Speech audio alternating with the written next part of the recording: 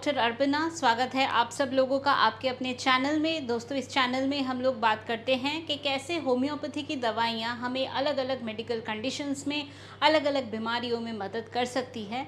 दोस्तों, आज हम लोग बात करेंगे प्रोस्टेट का बढ़ना, या जिसे हम प्रोस्टेट हाइपरट्रोफी भी कहते हैं, या बिनाइन हाइपरट्रोफी ऑफ प्रोस्टेट।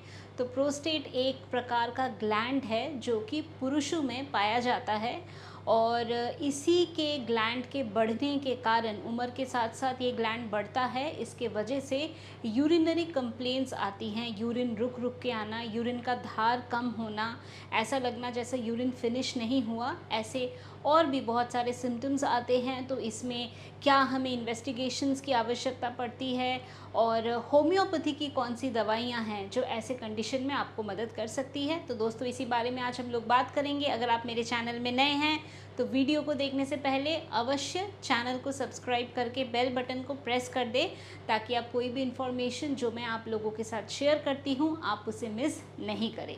तो चलिए शुरू करते हैं आज का topic, prostate enlargement and homeopathy.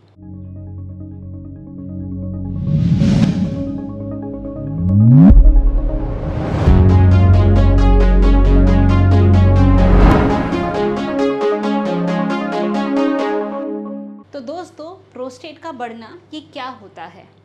Prostate एक ग्लैंड है जो पुरुषों में पाया जाता है। ये जो ग्लैंड है ये 50 साल के बाद इसमें ये ग्लैंड बढ़ना शुरू होता है, या इसका जो साइज़ है ये बढ़ता है।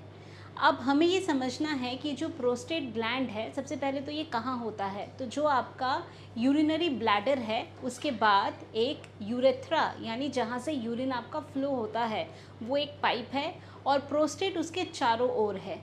अब ये जो प्रोस्टेट है ये जब बढ़ेगा तो क्या होगा, जो यूरेथ्रा है या जो पाइप है जहाँ से यूरिन पास होता है उसको कंप्रेस कर सकता है, उसको संकुचित कर सकता है, उसका डायमीटर कम कर सकता है, और इसकी वजह से यूरिनरी कंप्लेंट्स आपको आती हैं। दोस्तों, ये जो प्रोस्टेट ग्लैंड है ये दो तरह से बढ़ सकता है। ये बाहर की तरफ से बढ़ सकता है या ये अंदर की तरफ से बढ़ सकता है।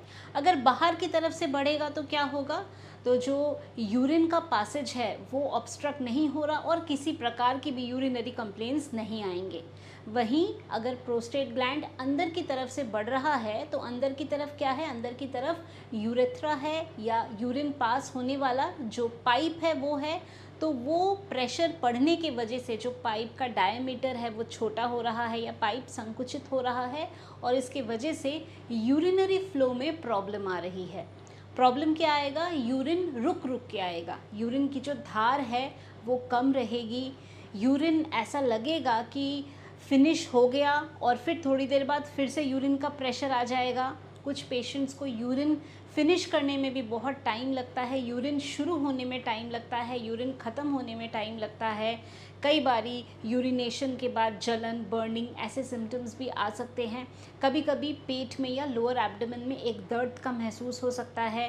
रात को बार बार उठ के यूरिन के लिए जाना पड़ता है, जब तक नींद नहीं आ रही है तब तक यूरिन के लिए जाना पड़ता है, या सोते हुए नींद खुल जाती है यूरिन के प्रेशर के वजह से। तो ऐसे सिम्टम्स आने लगते हैं। तो सबसे पहले तो दोस्तों, प्रोस्टेट ये कोई बीमारी नहीं है। कई पेशेंट आके बोलते हैं कि हमें प्रोस्टेट हो गया, तो प्रोस्टेट कोई बीमारी नहीं है। प्रोस्टेट तो एक ग्लैंड है। प्रोस्टेट का बढ़ना भी एक फिजियोलॉजिकल प्रोसेस है, बॉडी का एक एजिंग का प्रोसेस है। क्योंकि ये जो प्रोस्टेट ग्लैंड है ये 50 साल के बाद लगभग, या मे बी 40-45 के बाद ये थोड़ा बढ़ने लगता है। बट ये एक बॉडी का एजिंग प्रोसेस है। जैसे हमारे बॉडी के नॉर्मल एजिंग प्रोसेस होते हैं, बालों का सफ़ेद होना, ठीक इसी तरह से ही प्रोस्टेट का बढ़ना भी एक फिजियोलॉजिकल प्रोसेस है, एक एजिंग प्रोसेस है। ये एक बेनाइन कंडीशन होती है, और जब कोई पेशेंट आता है और ऐसी शिकायत करता है तो हमें मुख्य रूप से 3 टेस्ट करवाने होते हैं। सबसे पहले हम अल्ट्रासाउंड कराते हैं।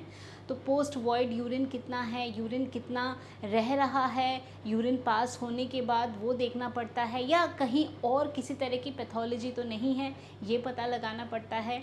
यूरोफ्लोमेट्री यानी कि यूरिन की जो धार है वो कैसी है, यूरिन का फ्लो या यूरिन के स्पीड से आ रहा है वो देखना पड़ता है। इसके अलावा प्रोस्टेट स्पेसिफिक एंटीजन, ये खून की जांच है, इसको भी करा के देखते हैं कि किसी तरह की कोई पैथोलॉजी तो नहीं है। तो ये कुछ बेसिक से टेस्ट होते हैं। जैसा मैंने बताया है कि ये जो प्रोस्टेट का बढ़ना है ये एक फिजियोलॉजिक प्रोसेस है।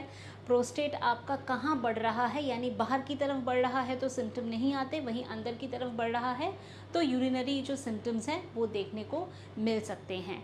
अब प्रोस्टेट का बढ़ना, इसको मैनेज करने के अलग अलग तरीके होते हैं। Fluid management, exercise, balanced lifestyle, तो ये इसके कुछ मैनेजमेंट होते हैं।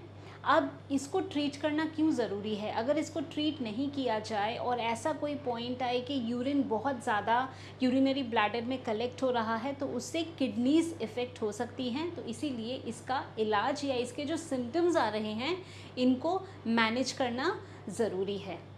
तो अब हम बात करते हैं, अगर ऐसी प्रॉब्लम हो रही है या प्रोस्टेट हाइपरट्रोफी होता है जिसके वजह से सिम्टम्स आ रहे हैं, तो हम होम्योपैथिकली क्या कर सकते हैं। तो दोस्तों, हमारी सबसे पहली medicine and one of the most useful medicine for बिनाइंग hypertrophy of prostate, और वो है सेबल सेरुलेटा। तो सेबल सेरुलेटा में हम देखते हैं कि प्रोस्टेट हाइपरट्रोफी के वजह से जो यूरिन है वो ठीक से नहीं आता है, यूरिन रुक रुक के आता है, रेसिडुअल वॉल्यूम यूरिन का काफ़ी मात्रा में होता है, कई बारी दर्द होता है पेट में, लोअर एब्डोमेन में दर्द होता है, यूरिन इकट्ठा हो गया है, पेशेंट यूरिन पास कर नहीं पा रहा है, इनिशिएट करने में यूरिन टाइम लगता है, ऐसे हमें सिम्टम्स देखने को मिल सकते हैं। दोस्तों, जो हमारी नेक्स्ट मेडिसिन है वो है लाइकोपोडियम। अब लाइकोपोडियम हमारी एक दवा है जो किडनीज़ में और यूरिनरी सिस्टम में बहुत ही अच्छा ये काम करती है। लाइकोपोडियम का जो मेन सिम्टम होता है वो ये कि दिन भर में तो यूरिन थोड़ा पास होता है या स्ट्रगल करना पड़ता है यूरिन को पास करने के लिए, वहीं रात को जो यूरिन का फ्लो है वो बढ़ जाता है, या पेशेंट ये कंप्लेन करता है कि दिन भर में तो यूरिन थोड़ा आता है पर रात को बहुत ज़्यादा यूरिन आता है, सो नहीं पाते हैं, बार बार उठ के यूरिन पास करने के लिए जाना पड़ता है। ऐसे लक्षण या ऐसे सिम्टम्स हो सकते हैं। दोस्तों, अगली हमारी मेडिसिन है कोनियम। अब कोनियम मेडिसिन में हम देखते हैं कि पेशेंट को यूरिन का जो पूरा प्रोसेस है या यूरिनेशन है इसको कंप्लीट करने में बहुत टाइम लगता है, बहुत टाइम लगता है यूरिन पास करने में, क्योंकि थोड़ा करके यूरिन आता है और फाइनली जब यूरिन पास हो जाता है तो बर्निंग सेंसेशन या जलन का भी महसूस होता है। दोस्तों, अगली हमारी मेडिसिन है क्लीमैटिस। क्लीमैटिस में जो यूरिन शुरू करना है या यूरिन पास होना जो शुरू होगा उसमें टाइम लगता है, इनिशिएशन में टाइम लगता है। इसके साथ साथ एक इंड्यूरेशन या स्पर्मेटिक कॉर्ड में इंड्यूरेशन होना, ऑर्काइटिस होना या न्यूरैल्जिक पेन होना, ऐसी समस्या का महसूस हो सकता है। तो ऐसे में हम क्लीमैटिस मेडिसिन को कंसिडर कर सकते हैं। दोस्तों, अगली हमारी मेडिसिन है चिमाफिला। चिमाफिला में हम देखते हैं कि पेशेंट को यूरिन पास करने में तो दिक्कत हो ही रही है, उसके साथ साथ यूरिन बहुत ज़्यादा ऑफेंसिव है, बहुत ज़्यादा स्मेल आ रही है, प्रोस्टेटाइटिस की प्रॉब्लम हो रही है, यानी फर्दर अगर इन्फेक्शन होता है और इन्फेक्शन होने की वजह से क्या होगा, जो यूरिन पास होता है तो कभी ऐसा लगता है कि कुछ रोपी सेडिमेंट जैसा यूरिन के साथ निकल रहा है और ऑफेंसिवनेस है। तो अगर इन्फेक्शन, बर्निंग एंड प्रोस्टेटाइटिस ऐसी समस्या हो रही हो तो ऐसे में हम चिमाफिला मेडिसिन को कंसिडर कर सकते हैं। तो दोस्तों, ये थी हमारी कुछ दवाइयाँ जो कि बेनाइंग हाइपरट्रोफी ऑफ प्रोस्टेट में आपको मदद कर सकती है। बेनाइंग हाइपरट्रोफी ऑफ प्रोस्टेट ये एक फिजियोलॉजिकल प्रोसेस है, इसमें आपका फ्लूइड मैनेजमेंट, आपका लाइफस्टाइल, और जब भी आपको यूरिन का प्रेशर आए, आपको लगे यूरिन पास करना है, आपको इमीडिएटली यूरिन पास करना चाहिए। अगर आप यूरिन पास नहीं करते हैं उस टाइम पे और यूरिन आपका एक्यूमुलेट हो जाता है, इकट्ठा हो जाता है, तो भी आपको फिर सिम्टम्स आने लगते हैं। तो इसीलिए ज़रूरी है यूरिन का जब आपको प्रेशर आए इमीडिएटली आप यूरिन पास करें। तो दोस्तों ये थी कुछ मैनेजमेंट जिससे हम बेनाइन हाइपरट्रोफी ऑफ प्रोस्टेट को डील कर सकते हैं, और हमारी होम्योपैथी की दवाइयाँ जो आप लोगों को सिम्टोमेटिक रिलीफ इसमें दे सकती है। तो दोस्तों मैं उम्मीद करती हूँ कि अभी जो इन्फॉर्मेशन मैंने आप लोगों के साथ शेयर किया प्रोस्टेट हाइपरट्रोफी के बारे में, आपने इसको पसंद किया है तो वीडियो को लाइक करना, शेयर करना, कमेंट करना और चैनल को सब्सक्राइब करना बिल्कुल भी नहीं भूलें। अगर आप लोग मेरे से अपॉइंटमेंट लेना चाहते हैं तो आपको क्या करना है, आपको जाना है मेरे वेबसाइट में। मेरा वेबसाइट है drarpina.com। आप मेरे वेबसाइट में जा सकते हैं और वहाँ पे जाके बड़े ही आसानी से आप अपना अपॉइंटमेंट खुद बुक कर सकते हैं। आपको जो टाइम चाहिए, जिस दिन आपको अपॉइंटमेंट चाहिए, आप अवेलेबल टाइम स्लॉट्स में से आप अपना अपॉइंटमेंट खुद बुक कर सकते हैं। आप मेरे ऑफिस के नंबर पे व्हाट्सएप के माध्यम से भी मैसेज भेज सकते हैं। आप लोगों को वहाँ पे भी अपॉइंटमेंट की सारी डिटेल्स मिल जाएगी। और भी इन्फॉर्मेशन है जो डिस्क्रिप्शन बॉक्स में है, आप उन्हें ज़रूर देख लें। तो दोस्तों आज के लिए बस इतना ही। खुश रहिए, मुस्कुराते रहिए, स्वस्थ रहिए। Thanks for watching.